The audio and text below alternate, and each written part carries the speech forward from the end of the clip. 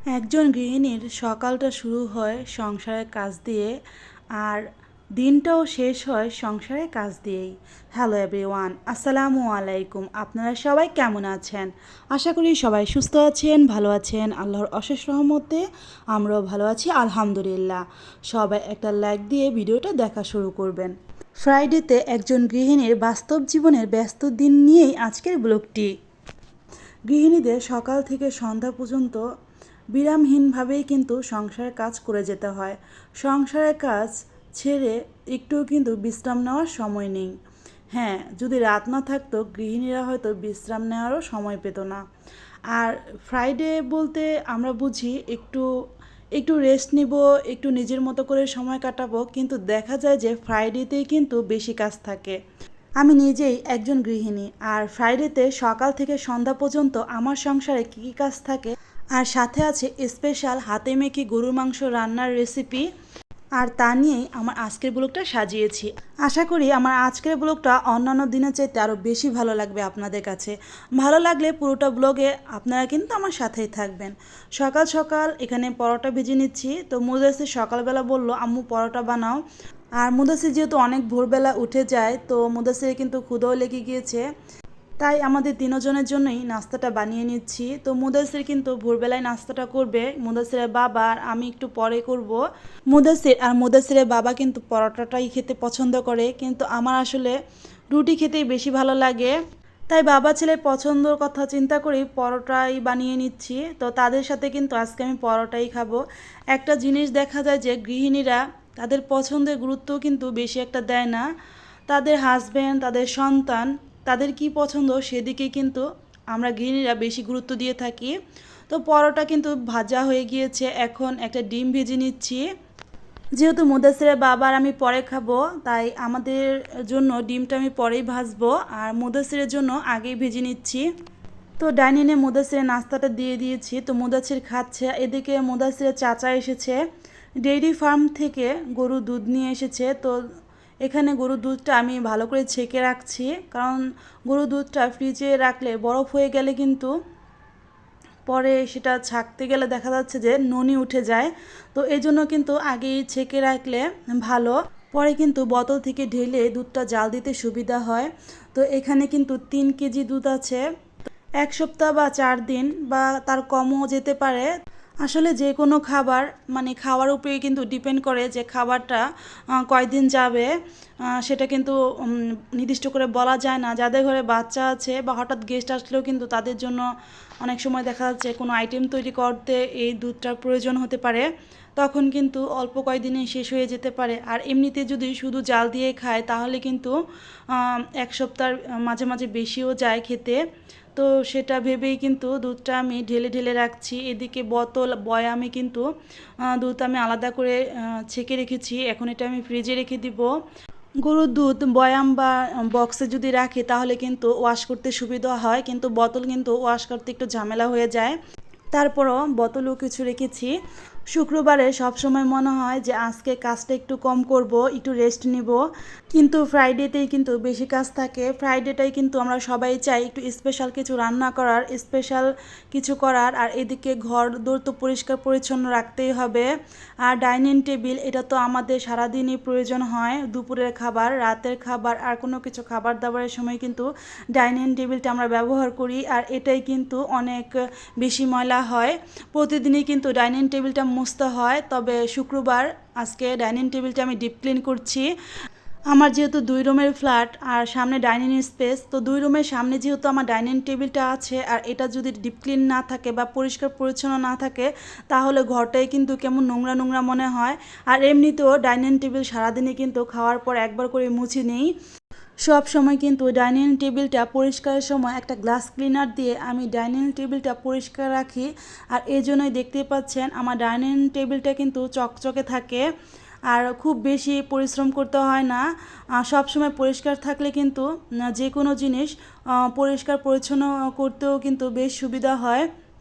আমার ডাইনিং টেবিলের উপরে যেহেতু গ্লাস আছে, আমি উপরে কিন্তু তো গ্লাসের ওপর কিন্তু আমি মোটা পলি দিয়ে রেখেছি। তো ডাইনিং টেবিলে যে পলিগুলো থাকে মোটা পলি, তো সেগুলোই কিন্তু দিয়ে রেখেছি। এতে করে কিন্তু কাজটা খুবই চকচকে থাকে, আর উপরের পলিটা কিন্তু নষ্ট হয়ে গেলেও চেঞ্জ করে ফেলা যায়। তবে এই পলিটা আমি কিন্তু প্রায় 1.5 বছর 2 বছর হয়ে গেল ইউজ করছি। একটু দেখতে পাচ্ছেন যে নষ্ট হয়নি, খুবই ভালো আছে। পরিষ্কার রাখার কারণেই কিন্তু এটা খুবই ভালো আছে। আর এই তো ডাইনিং টেবিলের সামনে যে ফুলদানিটা আছে এটাও আমি একটু ঝেড়ে নিচ্ছি, কারণ ধুলো পড়েছে। আর একটা জিনিস দেখবেন, প্রতিদিন পরিষ্কার করলেও কিন্তু সকালে উঠলে দেখা যায় যে অল্প পরিমাণ হলেও ফুলদানিগুলোর মধ্যে একটু হলেও ধুলো পড়েছে। যাই হোক, আপনাদের সাথে বকবক করতে করতে কিন্তু আমি এখানে ডাইনিং টেবিলটা ক্লিন করে নিয়েছি। আর এদিকে ফুলদানিগুলো আমি ঝেড়ে পুছে আবার নতুন করে গুছিয়ে নিচ্ছি। আমার ডাইনিং টেবিলে খুব বেশি জিনিস রাখিনি, প্রয়োজনীয় জিনিসগুলোই এখানে রেখেছি। তো দেখতেই পাচ্ছেন, আসলে ফুলদানিগুলো থাকলে কিন্তু ডাইনিং টেবিলের সৌন্দর্য আরও বেশি বেড়ে যায়। আর উপরে সামান্য কিছু পাতার যেই আর্টিফিশিয়াল পাতাগুলো আছে সেগুলো রেখেছি। তো সবসময় কিন্তু এই নিচটাই আপনাদের সাথে শেয়ার করা হয়, উপরের সাইডটা কিন্তু শেয়ার করা হয় না। ডাইনিং টেবিলটা পরিষ্কার করার পর এখন আপনাদের কাছে কেমন লাগছে কমেন্টে জানাতে পারেন চাইলেই। আর এইদিকে দুপুরে রান্না করতে চলে এসেছি। অফ ক্যামেরায় পেঁয়াজটা ভেজে এখানে আমি ভেন্ডি ভাজি করে নিয়েছি। তো আর এখানে গরুর মাংসটা রান্না করব। এখানে হাড়যুক্ত গরুর মাংস আছে। তো এই হাড়যুক্ত গরুর মাংসটাকে আমি পরিষ্কার করে ধুয়ে নিয়েছি। এখানে কিন্তু প্রায় 2 কেজির মতো গরুর মাংস আছে। তো এখানে আমি হলুদের গুঁড়া, মরিচের গুঁড়া, জিরার গুঁড়া, আদা রসুনের পেস্ট, তেজপাতা, দারচিনি, এলাচ সব একসাথে দিয়ে এখন সরিষার তেল দিয়ে দিলাম। তবে এর আগে কিন্তু আমি কিউব করে কেটে রাখা পেঁয়াজ দিয়ে দিয়েছি, একটু বড় করে কেটেছিলাম। আর এই তো এখন কিন্তু আমি হাতে মেখে নিব এই গরুর মাংসটা। আমি খুব সুন্দর করে মেখে নিব। এরপরে কিন্তু বসিয়ে রাখলে আস্তে আস্তে এই গরুর মাংসটা হয়ে যাবে, আর খেতে কিন্তু অসাধারণ লাগবে। আর হাড়যুক্ত গরুর মাংস এমনিতেও খেতে কিন্তু অসাধারণ লাগে। আর এটা হচ্ছে খাঁটি সরিষার তেল। খাঁটি সরিষার তেল দিয়ে যে কোনো রান্নাই কিন্তু দুর্দান্ত লাগে। গরুর মাংস এমনিতে অনেক স্বাদের মাংস, তবে একটু প্রসেস মেনটেন করলে কিন্তু এই মাংসের স্বাদ অনেকটা বেড়ে যায়। আর হাতে শুধু মেখে দিলে হবে না, খুব সুন্দর করে মাংসর গায়ে যাতে মশলাগুলো খুব ভালোভাবে লেগে যায় এভাবে সুন্দর করে মেখে বসিয়ে দিলেই কিন্তু দেখবেন যে খুব সুন্দর একটা ঘ্রাণ বের হয়। আর এই ঘ্রাণটা হাতে মেখে বসালেই কিন্তু আসে। আর কষিয়ে রান্না করলেও কিন্তু একটা ঘ্রাণ হয়, কিন্তু হাতে মেখে গরু মাংস রান্নাটা করলে যে ঘ্রাণটা বের হয় এটা কিন্তু আবার কষানো মাংসের মধ্যে সেই ঘ্রাণটা আসে না। আর আমার ছেলে রান্নার সময় কিন্তু বলছিল, আম্মু তুমি কি রান্না করছো, অনেক সুন্দর ঘ্রাণ বের হয়েছে। তো ভাবলাম আপনাদের সাথেও রেসিপিটা শেয়ার করে দিই, যদিও অনেকেই কিন্তু এটা জানেন। আর এই মাংসটা রান্না করার মধ্যে অবশ্যই খাঁটি সরিষার তেল দিতে হবে, তাহলেই কিন্তু হাতে মেখে গরু মাংস রান্নার পারফেক্ট স্বাদ পাওয়া যাবে। আর এদিকে আমি কিন্তু অল্প জাল দিয়ে বসিয়েছি। খুব তাড়াহুড়া করে রান্না করলে কিন্তু যে কোনো রান্নাই খেতে ভালো লাগে না।